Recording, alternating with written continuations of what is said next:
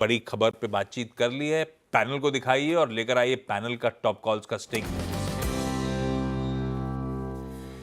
बढ़िया से पिक्स के साथ सबके सब रेडी। गाबा सर, कौन सा स्टॉक चुना आपने?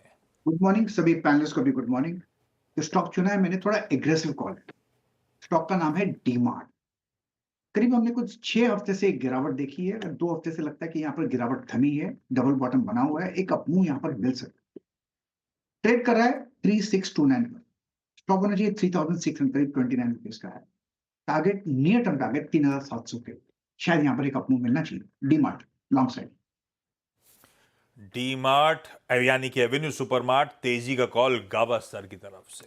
मानस, गुड मॉर्निंग साहब, आपका preferred pick sir. Good morning Ashish ji, good morning Anuj ji, good morning everyone. तो देखिए, सन फार्मा पे खरीदारी करने की राय रहेगी। करीब 3 दिन पहले कुछ साइन रिवर्सल के देखने को मिले थे। उसके बाद हमने 2 दिनों तक कंसोलिडेशन देखा और ये कंसोलिडेशन 10 डे मूविंग एवरेज के अराउंड हो रहा था। कल हमने फ्रेश ब्रेकआउट में 20 डे मूविंग एवरेज को भी ब्रीच होते हुए देखा। वॉल्यूम्स बेहतर देखने को मिले, तो आई थिंक सन फार्मा में करंट लेवल्स पे खरीदारी करनी चाहिए। 1639 का स्टॉप लॉस लगाएंगे और 1685 के टारगेट सेट करेंगे। ये कैश लेवल्स हैं। अगर चाहे तो 1660 का कॉल ऑप्शन ले सकते हैं। 23-24 रुपए के आसपास की क्लोजिंग थी, उसमें आपको 15 रुपीज के स्टॉप लॉस से खरीदारी करनी है और 40 रुपीज के टारगेट सेट करने हैं। ओके, तो सन फार्मा यहाँ पर आपको बाय करना है या फिर कॉल ऑप्शन भी ले सकते हैं। ये हो गई मानस के pick. Sachin, good morning. Sachin, आपने क्या पिक किया? Good morning Anuj ji, good morning Ashish ji, good morning to all the panelist. Anuj ji, Monday के सेशन में 10 के दमदार में हमने आईसीआईसीआई बैंक के सेटअप को हाईलाइट किया था। 1250 की एक्सपेक्टेशन थी, वो पर्टिकुलर लेवल कल हासिल हो चुके हैं।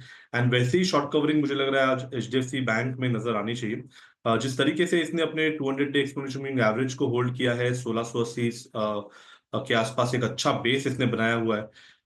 इमीडिएट बेसिस पे जिस तरीके से इंडिकेटर्स प्लेस्ड है, मुझे लग रहा है 1720 से लेके 1755 के टारगेट्स के लिए यहाँ पर वेल पोजिशनड है। तो यहाँ पर एचडीएफसी बैंक में खरीदारी करने की सलाह होगी। 1680 का आपको स्टॉप लॉस लगाना है।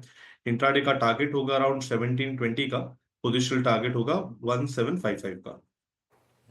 दिग्गज हैवी वेट एचडीएफसी बैंक, भाई सचिन की पसंदीदा बेट आज की।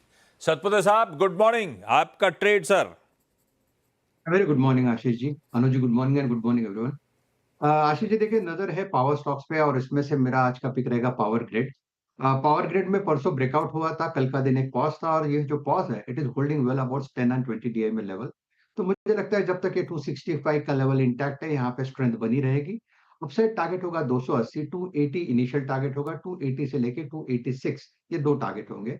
सो 280 286 के टारगेट के लिए पावर ग्रिड को बाय करें। स्टॉप लॉस रहेगा 262 पर। ओके, तो ये समय पावर ग्रिड पर राजेश सतपुते जी की कॉल आती हुई। आशीष चतुर्वेदी के पास चलते हैं। आशीष, गुड मॉर्निंग। आशीष, बताइए आपके पिक। गुड मॉर्निंग अनुज, गुड मॉर्निंग आशीष। तो देखिए अनुज, हमने पहले भी कई बार चर्चा की है कि पूरा जो एनबीएफसी स्पेस है वो काफ़ी प्रॉमिसिंग लगता है। इस पे हमने बजाज ट्विंस, चोलामंडलम जैसे स्टॉक की काफ़ी बार चर्चा की। आज भी मुझे लगता है कि इस स्पेस में जो स्टॉक हमें काफ़ी अच्छा लगता है वो होगा श्रीराम फाइनेंस।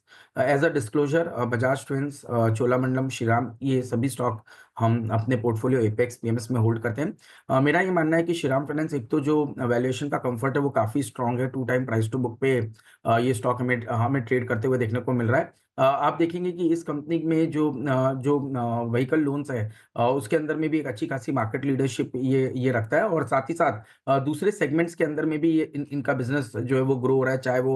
चाहे हम उसको कंस्ट्रक्शन इक्विपमेंट की बात करें या साथ ही साथ गोल्ड लोन में भी थोड़ा बहुत एक्सपोजर ले रहे हैं। 2 व्हीलर फाइनेंसिंग के अंदर में इनका एक्सपोजर है। तो ऑल इन ऑल थोड़ा सा व्हीकल फाइनेंसिंग का जो बिजनेस है उसके अंदर में हमें लगता है कि रूरल जो पिकअप है वो पिकअप होगा और उसका बेनिफिट कहीं ना कहीं श्रीराम फाइनेंस, चोलामंडलम फाइनेंस जैसी कंपनीज को भी देखने को नजर आएगा।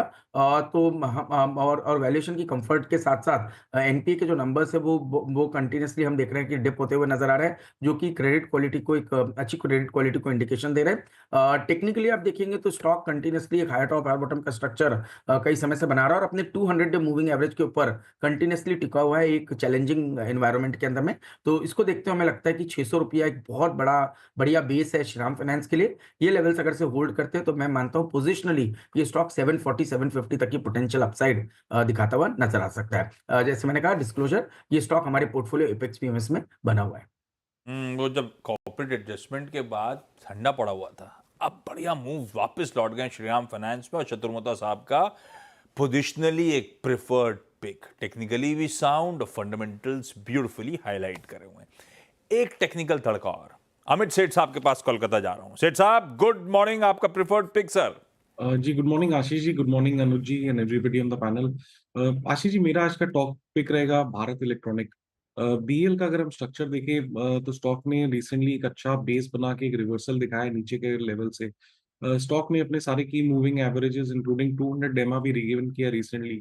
2-3 दिन से हम 200 डेमा के ऊपर एक स्मॉल कंसोलिडेशन और रेस्ट देख रहे थे और कल के सत्र में हमने देखा कि फाइनली एक और बुलिश कैंडल यहाँ पे इमर्ज हुई है। तो इसे बाय करें एज अ कंटिन्यूएशन ट्रेड। 272 का स्टॉप लॉस रहेगा और 288 के टारगेट्स रहेंगे बीएल पे। भारत इलेक्ट्रॉनिक्स प्रिफर्ड पिक इस समय सेठ साहब की। आज का एक फंडामेंटल आइडिया धर्मेश खान साहब। धर्मेश जी गुड मॉर्निंग, कौन सा आइडिया है? Good morning Ashish ji, good morning अनुज, सारे पैनलिस्ट और दर्शकों को गुड मॉर्निंग। आइडिया वही था जो अभी जस्ट अमित जी ने हाईलाइट किया है। भारत इलेक्ट्रॉनिक्स ही फंडामेंटल आइडिया के तौर पे मैं पिच करना चाह रहा था। रीज़न ये है कि एक तो काफ़ी बड़ा आउट परफॉर्मर रहा है और इसके ऑर्डर विंस जो हैं वो काफ़ी कंसिस्टेंट रहे हैं पूरे क्वार्टर में। Almost 3.5x book to bill ratio पर ये फाइनेंशियल ईयर एंड करने वाला है और आने वाले दिनों में ऑर्डर विंस ज़्यादा बढ़ेंगे।